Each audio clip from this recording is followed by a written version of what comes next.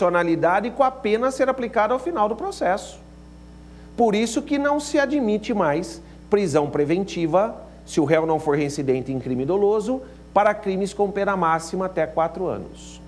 Agora, se o réu for reincidente em crime doloso, aí sim poderá ser decretada a prisão preventiva em crimes com pena igual ou inferior a 4 anos, ok? Uma outra alteração interessante foi a criação da prisão domiciliar como modalidade de prisão cautelar. A prisão domiciliar existe como substitutiva do regime aberto nas hipóteses taxativamente previstas no artigo 117 da Lei de Execução Penal. Então vejam, nós já temos a prisão domiciliar como substitutiva do regime aberto para o condenado que se encontre em uma das peculiares situações do artigo 117 da Lei de Execução Penal. Agora, a prisão domiciliar passou a ser também uma medida cautelar. Então nós temos prisão domiciliar pena e prisão domiciliar cautelar processual, que é cabível se o réu se encontrar nas situações do artigo 318 do Código de Processo Penal. Caberá a prisão domiciliar cautelar ao maior de 80 anos, ao extremamente habilitado por motivo de doença grave, a pessoa que tem sob seus cuidados especiais uma criança menor de 6 anos de idade ou uma pessoa com deficiência e a gestante a partir do 7º mês de gravidez ou em gravidez de alto risco. Agora vejam, nós temos a prisão domiciliar pena, a prisão domiciliar processual, que é uma medida cautelar, que não se confunde com a medida cautelar de recolhimento domiciliar. Então nós temos agora duas medidas cautelares. A prisão domiciliar, artigo 317, e o recolhimento domiciliar, artigo 319, inciso 5. Qual é a diferença? Na prisão domiciliar, o réu não pode sair da residência. No recolhimento domiciliar, ele só deve ficar recolhido na residência à noite ou no horário de folga, ok? Pessoal, essas eram as considerações que eu queria fazer sobre a nova lei de prisões e medidas cautelares.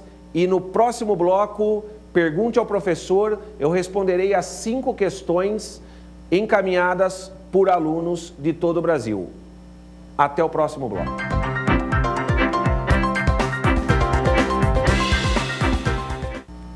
Pessoal, nesse segundo bloco, pergunte ao professor, eu responderei 5 perguntas encaminhadas pelos nossos alunos. Vamos à primeira pergunta? Professor, em quais hipóteses o delegado pode arbitrar fiança? Excelente pergunta. Isso também sofreu uma alteração. Antes da alteração, o delegado só podia arbitrar fiança em crimes punidos com detenção ou em contravenção penal. Agora, o delegado pode arbitrar fiança em qualquer crime cuja pena máxima cominada de prisão não seja superior a 4 anos, pouco importando se é reclusão ou detenção. Então vejam a alteração. Na sistemática anterior, a espécie de pena cominada ao delito é que determinava se o delegado podia ou não podia arbitrar fiança. Crime punido com detenção, podia arbitrar fiança.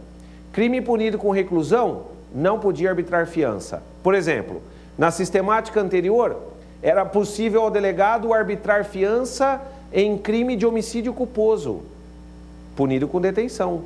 Mas o juiz não podia arbitrar fiança num furto simples, punido com reclusão. Agora mudou. Agora o delegado pode arbitrar fiança se a pena máxima prevista para o crime não for superior a 4 anos. Então, agora, na atual sistemática, O delegado pode arbitrar fiança tanto para o crime de homicídio culposo, com pena de detenção combinada, quanto para o crime de furto simples, com pena de reclusão combinada de 1 a 4 anos. Vamos à próxima pergunta? Professor, é possível a liberdade provisória para crimes com pena mínima combinada superior a 2 anos? Essa também foi uma alteração relevante da lei. Na lei anterior, na sistemática anterior, não era cabível fiança, que é uma espécie de liberdade provisória, se a pena mínima combinada para o crime fosse superior a 2 anos. E no caso de concurso de crimes, havia uma súmula do STJ que dizia: somam-se as penas mínimas. Se a pena mínima superar 2 anos, também não cabe fiança. Agora mudou. Agora cabe fiança independentemente da pena mínima combinada para o delito. Independentemente da pena mínima combinada para o delito. Isso acabou com uma distorção. Antes, quem pagava a fiança eram os autores de crimes mais leves. Os autores de crimes mais graves obtinham a liberdade provisória sem fiança. Porque vejam, a fiança só era cabível se a pena mínima combinada para o crime não fosse superior a 2 anos. Se fosse superior a 2 anos, não era cabível fiança. Então o juiz concedia liberdade provisória sem fiança, o que criava uma disparidade indisfarçável.